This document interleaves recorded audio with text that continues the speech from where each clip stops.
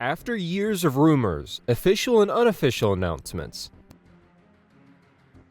the time for Kia's pickup has finally come. The Korean automaker has prepared a pickup truck that has all it needs to take over the market. Designed to outperform the Ford Ranger and Toyota Hilux, the 2025 Kia Tasman will actually offer even more than that. So make sure to stay with us because the new Kia Tasman has just been unveiled and claimed to be the most powerful pickup truck. Australia in focus. Kia's new pickup will be called Tasman, so it isn't particularly hard to assume that the focus will be on the Australian market. And why wouldn't it be? It's the land of pickup trucks, where models like Hilux and Ranger are some of the most popular vehicles on the market. And since the demands of the market are pretty high, Kia already announced its plans for the initial model year. Namely, the Korean automaker plans steady growth in the segment, with the initial sales goals set around 20,000 units annually. It's not a huge number, but Kia is perfectly aware of what it will take to dethrone segment leaders. To do that, the new pickup will have to show excellent quality, and it won't be showing it down under only. The new pickup is planned for other markets as well, and once again, we're talking about parts of the world where pickups are one of the main sources of mobility. We're talking about the Middle East, South Africa, some other African markets, Southeast Asia, etc. Of course, establishing a good position on the market requires time, so many wonder if the new pickup is coming to North America or not. Mid-size pickups are popular there as well, but there are sources that suggest the Korean automaker is about to wait for a bit before it enters the big scene. When is Kia Tasman going to hit the US market? We'll discuss it later in the video. But first, let's focus on what we know about the new, exciting pickup. No time for fooling around.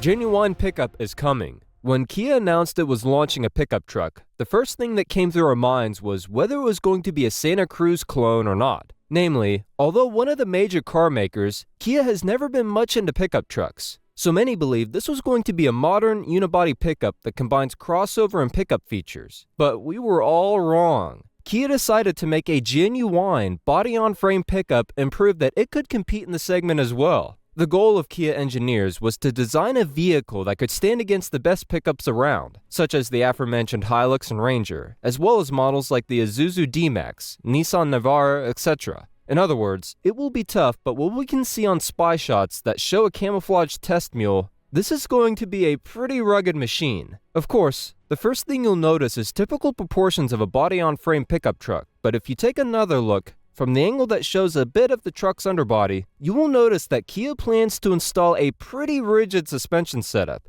Namely, the test mule features leaf springs on the rear end, which is the most conservative setup you can get in a pickup truck. Not the most comfortable solution, but perfect for hard work, durable and reliable. This setup suggests that Kia is aiming for high max towing and payload capacity. In this segment, the gold standard would be around 3.5 tons of max towing and 1 ton of max payload. So if the Tasman manages to achieve this, it will be as capable as any other pickup in the segment. Still, that's just one part of the story. It looks like Kia prepares a pretty comprehensive offer for its pickup, considering that the second time we saw a test mule, things were completely different. At that time, the mule featured a coil spring setup, a less common but still typical setup among pickups. It may be that the company is trying to figure out which suspension works better in Tasman's case, but we rather think there's more behind this different suspension. It could be that the Korean car maker prepares a comfort-oriented version, reserved for higher trim levels. Or maybe we're about to see a dedicated off-roader, which would certainly benefit from such a setup, with longer suspension travel and better articulation. One of the sources suggested a scenario similar to what we saw in the new Toyota Tacoma, where cheaper, extended cab models featured leaf springs, while double cab models come with a more advanced setup. Exterior dimensions. The Kia Tasman will be a mid-sized pickup, but what does that exactly mean? That includes a wide range of sizes, from relatively small and maneuverable Hilux that leans toward the compact segment, to models like the Ford Ranger and Isuzu D-Max, which are among the largest in the class. Well, the officials still haven't come up with the numbers, but they tested the new pickup along Ford Ranger, and that gave us the opportunity to compare the two models. From what we can see, the new Kia Tasman will feature a similar overall dimension as Ford's pickup. However, we also noticed a few differences. For example, the Tasman appears to feature a slightly shorter wheelbase than the Ranger, despite pretty much the same length. This leads to longer overhangs, which may compromise a bit of off-road potential in terms of lower approach and departure angles. But the shorter wheelbase also has its advantages, in the way that Kia's pickup might be easy to maneuver in tight spaces. All this refers to the double cab layout, considering that this is the only version of the Tasman we saw. Will Kia offer a single or extended cab as well? It's still unclear, but if we consider the segment standards, such a commercially oriented version should be pretty much a safe pick. We presume the Korean engineers wouldn't change much in this case, so the cab would be smaller, while the bed would be extended for a bed, probably to around 1.8 meters. 2025 Kia Tasman styling. Way to stand out. We have no doubt that the new pickup will look rugged and massive like a proper body-on-frame pickup should. But does that mean it will look like a typical pickup? There are some indicators that the Tasman may stand out from the crowd with its unique aesthetics. In a positive or negative way, it's still too early to tell. As mentioned, the test mule has been spotted a couple of times, but there wasn't much to be seen. Still, Kia did show a render with a slightly different type of camo, which was enough for digital artists around the globe to come up with their own vision of the new pickup. And from what we can see, things look pretty unconventional. If you look at these digital renders, the thing that stands out most is the front end design. You can clearly see small headlights on the outer edges on the front end, which come in the combination with T-shaped daytime running lights. Then there is an unusual grille design, which utilizes a black area in the center along with some pretty interesting colored inserts. The front end looks pretty unconventional, and it is followed with black front wheel arches that are also anything but common looking. They come with some sharp creases running across the doors, but somehow it looks like these digital artists didn't have enough inspiration to finish the rear end in the same fashion. Instead, the rear end looks quite typical for a pickup, with vertically positioned LED taillights and a long horizontal LED bar that connects the two ends of the rear end. Interior design. Days when pickups were strictly work machines, designed with bare-boned, low-rent interiors are long gone. Today, interior quality plays an important role in this segment, so every truck maker is trying to make its model appealing from the inside as well. So nothing is less expected from the Kia Tasman, especially if we consider that it comes as a new player in the segment and that it needs as many trumps as possible to stand out. So far, spy photographers managed to take a few shots of the test model's interior, but unfortunately, those don't show much. Because the company covered most of the cabin, especially the dashboard, it's hard to say more about this part. For example, we can only predict that Kia is about to come with something elegant, something that would also utilize quality materials, including some soft-touch surfaces and a solid amount of modern tech features, including a decently sized infotainment screen, digital instrument cluster which would probably be reserved for higher trim levels, etc.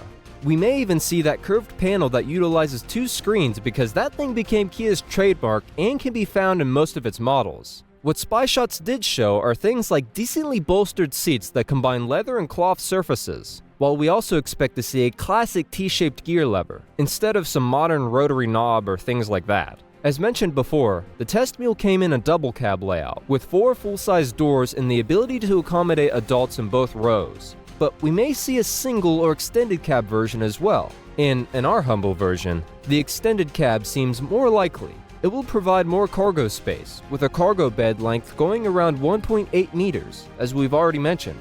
The double cab version, on the other hand, will feature a shorter bed, probably around 1.5 meters. Powertrain options.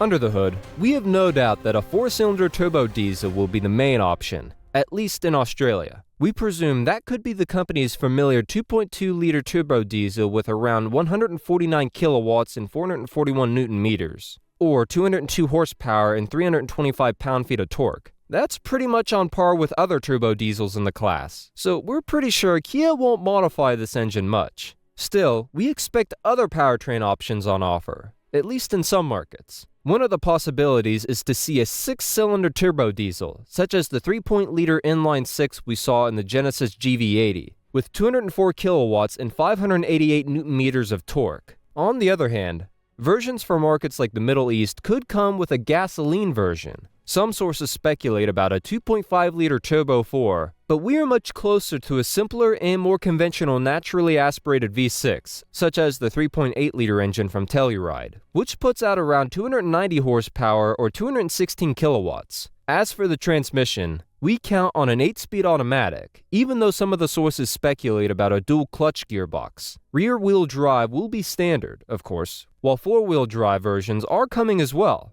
Release date. As we already established, the Tasman nameplate clearly suggests that Australia is going to be the key market. That's why the new pickup will arrive in this part of the world first, later this year. But the 2025 Kia Tasman is expected to arrive in other aforementioned markets as well, by the end of this year or in early 2025. As for the US market, things are still unclear, but even if Kia has this in mind, we will probably have to wait a few more years. Do you think this pickup has everything it needs to challenge segment leaders? Let us know in the comments, and don't forget to subscribe. Thanks for watching and see you next time.